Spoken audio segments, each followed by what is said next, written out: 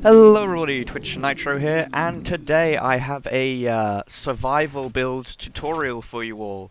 So recently I wanted to make a new gold farm on a server that I play on. Now that 1.8 has come out, I wanted to explore the different possibilities that were there, and I have come up with this pretty amazing design. It's fully AFKable. You can get both EXP, rare drops, and you can get up to a block of gold every 5 minutes. So that's 9 ingots. Sorry, no, it's a block of gold a minute. So that's 9 ingots in 60 seconds. So that's pretty fast if you ask me. There are some problems with it that I'll get onto later. This is mostly a concept for it. I'm not entirely sure if this will or will not be fixed, but I figured that I'd make a video anyway. So enough of this fluff, and I'll get on to describing how it works and how to make it for yourself. Alright, so this farm is so deceptively simple to create and make in your world that I'm not going to do a block-by-block tutorial. I'm just going to outline the general sort of distances and such that I've got set up here in this design, and the overall concept of how it works. So let's start with that, how it works. As you know, they changed the Zombie Pigman AI in 1.8, and now when you aggro a single pigman, if other pigmen see that that pigman is aggroed onto you, other pigmen will also then become aggroed onto you. So it's like a propagating effect of angry pigmen that will consistently try and hunt you down as long as there is a pigman that has been aggroed by you in the area. And they will also track you from pretty far away. So this here is actually 30 blocks long. I think they track from up to 32 blocks away. Correct me if I'm wrong. I haven't really looked at the maths fully. I was just playing around with this. So this platform length here is 30 blocks, and along this side it's 37 blocks, and I have 3 platforms. This top section here is to stop ghasts from spawning, and you only need glass against this side because they track you in this direction. Some of them occasionally fall off, but usually because you're using the farm, they're too busy running to their doom to bother or pay any attention to you. They don't pay mind. So you only need glass here, and that means that slimes that spawn here, they can just leave the farm. Another important thing to take into account is the height.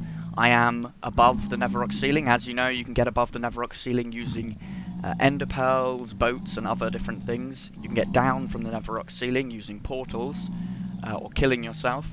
Or you can just bust a hole in the top of the Nether with dark oak saplings, because that still works.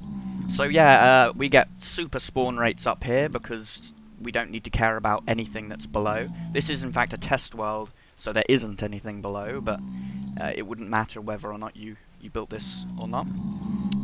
Going back to the infinite rage which powers this farm, this is a rage-powered farm. This little guy here, I've got trapped a named zombie. He is the initializer zombie, if you will. So to activate this farm, all I need to do is get into a minecart here, push the button to go, and I will be sent down this track, and then all I need to do is just punch this guy here. And he's a named zombie, so you do need a name tag for this farm, but you can get name tags by fishing, finding it in chests, or trading with librarian villagers. They're the ones with the white coat. The last trade will always be a name tag, so that's a very easy way of getting name tags. Other than that, we have just track here. And down here we have a pulse sort of lengthener, or, well, no, it's not a pulse lengthener actually, it's just a delay. So when we pass back over here, we'll land on this unpowered track, and then because we've passed over this, it will activate the delay, which will then, after a certain amount of time, I've just got all of these 7 repeaters here and these 2 repeaters here set to maximum. After a certain amount of time, it'll send us back. And this is, I think, 26 blocks away from the farm, far enough away to allow new zombie pigmen to spawn in while we're over here. So while we're over here, we're in range, we aggro, they come towards us, and they fall to their doom, and then when we move back up, back here, they start spawning in. Some of them are still angry at us in the farm, and it sends us backwards and forwards, and we can generally AFK. So they're falling to their death because of these trapdoors. They don't see them properly as blocks. They also push each other off, so they eagerly want to get to you. So they just run off and, well, fall. Occasionally, baby zombies, pigmen will spawn, and occasionally the baby zombies will have chickens. So down here, you can get the occasional chicken jockey. They do despawn, but you can just come down and kill them. I'll show you my setup on a server later. So they fall down here and they die, and all of their loot is picked up here and goes into this chest. Now, as you can see, you get rare drops. So gold swords and iron ingots. Now, usually you'd have to punch the zombies for that, but there's this strange thing that happens in this farm. Because you've angered the zombie and the other zombie pigmen get angered, it counts as your kill.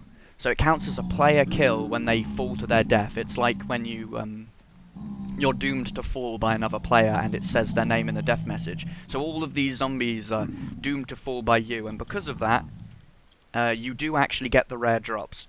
Unfortunately, this doesn't work with looting. I have tried. It would be amazing if it did. You'd be able to get tons more gold. So yeah, this is basically the crux of the entire build. It's incredibly simple. I will actually show it again working here so we can see the kind of EXP you get. Now that is where the problem kind of lies with this farm. This is basically the first design I came up with. There we go. Punch him. They fall to their death. Come over here. More will spawn in the platforms. It's important that you note that there's no spawning area anywhere else, and I am in fact inside a half slab here. It's very, very important that you do not have any spawnable area up here at all. Down here where the collection area is, it's slightly less important. But yeah, you can die, and you will die if you have a spawnable area, because they will find you and they will kill you because they are mad at you. Other pigmen in the nether won't be affected though. I have tested that out. Occasionally a zombie pigman will spawn here, but he'll be pushed off and fall to their doom. So I'll come down here. So yeah, this is where most of the problem lies. I don't have a very good way of destroying the EXP, and I don't have a very good way of collecting the EXP in this design. I'm sure better people than me could come up with a way, and I'm quite happy with how simple this is right now. But if you do AFK at this for longer than 5 minutes, it can start to lag. Well, it will start to lag, simply because there is so much EXP down there. So what I think I'm going to do is, so I can describe better the flaws in this design, I'm going to hop over onto the server, and I'm going to show you my setup in survival mode. So I'll pop over there and I'll see you in a second. So here I am on the Industrial Dimensions server, where I do spend pretty much all of my survival Minecraft time. And down here is a portal to my base, but if we go beyond the portal, you can see I've actually started decorating this. I finished the farm yesterday night, and so far all of the blocks you see in the wall here are gotten from the farm. Also, so are all of the levels. I have a lot of levels, 107 levels, some extra storage up here. So if I climb up this ladder, in fact I'm just going to do a quick cut, we'll find ourselves on the first floor. This is the EXP collection floor and the sort of temporary storage while I block stuff up. Currently I just have these chests are going to be gold and these chests are going to be zombie flesh. I'm keeping the zombie flesh here. Some residual EXP from the last AFK session I did. Over here I just have a really simple sorting system to sort out the things that I want to keep and the things that I don't want to keep, which is everything else. And this dropper will just chuck them down there to despawn. Ooh, long way up. We're currently on Y level, I think. Yeah, 162. So it's pretty much the exact same design as you saw in the other thing. There's a few different survival features I've added in just to make life a little bit easier. I've got the crafting bench nestled away. It's important to note that because your initialization zombie pigman, the one that's named, will eventually die of you punching him. Poor fellow. I wonder if these guys are still angry at me. No, it didn't work. It didn't. Sometimes they remain angry at you through loaded chunks, not usually. I logged out, obviously, off of the server, so they're no longer mad at me.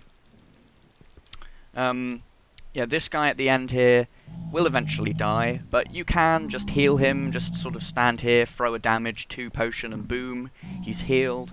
So you should probably keep some damage 2 potions up here. I haven't moved damage 2 potions up here yet.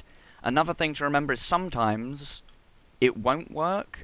You'll hit him and the other pigmen won't get mad. If that happens, really simple, I found that just going down to the second layer or far away and then coming back up and trying again, or logging out and logging back in and trying again, that seems to work. I've got a very easy sort of thing here, so when I'm lagging from the EXP down below, I can get out and just move here, and there's some ladders down there.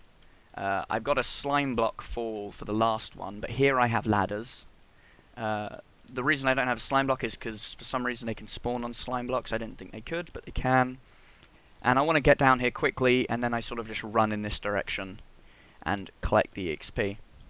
I think what I'm going to do is initialize the farm, time myself for 5 minutes. So actually I should probably empty the chests down here. I'm going to time myself on the server for 5 minutes, and the next time I start recording again, I'll probably be down here because it will be lagging a lot, and I don't want to subject you kind viewers to that kind of torture. And yeah, and I'll show you guys what I've got in these chests. So I'll come back in a second. Well, 5 minutes to be exact, for me. Okay, I am currently getting 2 frames a second. I am back. It's been 5 minutes. The lag literally just started, actually. Oh, I've got to adjust my camera. I know I said I wouldn't subject this to you, but yeah. Some people actually logged online on the server. I'm not currently alone. Oh, hold on. Once I get over here, it will get a lot better once I get some of these EXP orbs in me. Ah, that's better. Let's press the old F3 so I can show you. Yep, 2 FPS. And lots of entities. They should subside quite a lot, the lag, once it gets down to, there we go, under 700 entities. And speed. So yeah, I was joined on the server by a couple of people during this, so I had to restart the test once, because Whatman was in the Nether actually checking this out.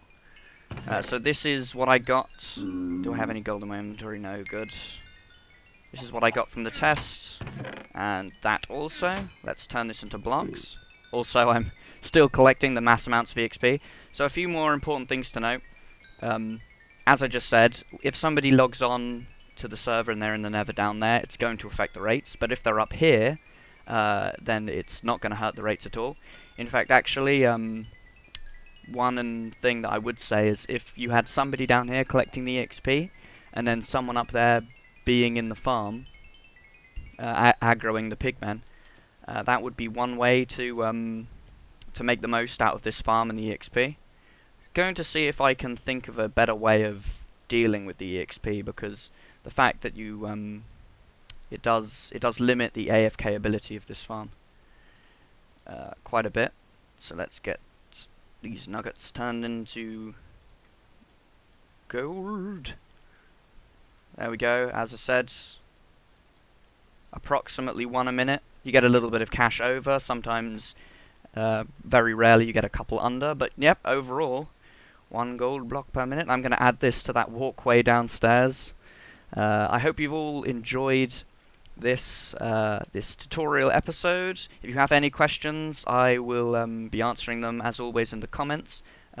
Sometimes you do get zombies spawning in here as well, so that's something to keep in mind. I guess you might want to have another filter here for, I don't know, something that zombies drops that you might actually want. I don't think actually you get the rare drops from zombies though, so I don't think it matters. You won't get the iron ingot and all of that. So this is me signing off, and I will see you guys next time. Bye. Whee!